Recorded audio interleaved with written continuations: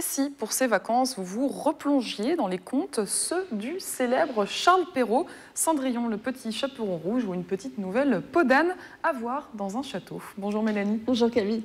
Peau d'âne s'est refait une beauté au château de Breteuil puisque depuis près de 40 ans, le château met en avant les célèbres contes de Charles Perrault et vous en avez cité quelques-uns. La scène de Peau d'âne, elle existe depuis 30 ans, mais cette année, elle présente un nouveau visage. En 2018, dans le lavoir, nous avons modernisé, remis au goût du jour avec des sons et lumières, beaucoup de technologies plus modernes, cette peau d'âne. Les enfants maintenant recherchent la technologie, il faut que ça bouge, il faut que ce soit interactif. Donc le conte statique, comme il y a 30 ou 35 ans, n'était plus vraiment au goût du jour. Et Jean-Emmanuel Charot a donné déjà plusieurs indices sur cette nouvelle peau d'âne. On a donc hâte de la découvrir.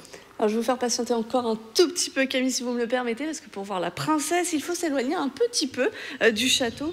Quelques pas qu'on fait dans la forêt, l'accès est déjà féerique. Moi, j'y suis allée pour découvrir cette peau d'âne 2018. Il faisait super beau et les oiseaux étaient chanteurs. Et donc, on doit aller jusqu'au lavoir pour profiter des 6 minutes d'histoire. Bon, je vois que vous êtes impatiente, Camille, alors on part directement découvrir cette princesse. La voici pour cette nouvelle mise en scène de la vidéo. Peau d'âne s'anime de manière originale, on le voit sur les images, grâce à un vidéoprojecteur que le visage de la princesse apparaît. C'est grâce à un vidéoprojecteur, pardon. Alors sa robe est comme un écran de télévision et comme la scène ne dure que quelques minutes, il a fallu faire un choix dans l'histoire et c'est Christophe, le scénographe, qui nous en dit un peu plus. J'ai décidé de ne présenter qu'un extrait du conte.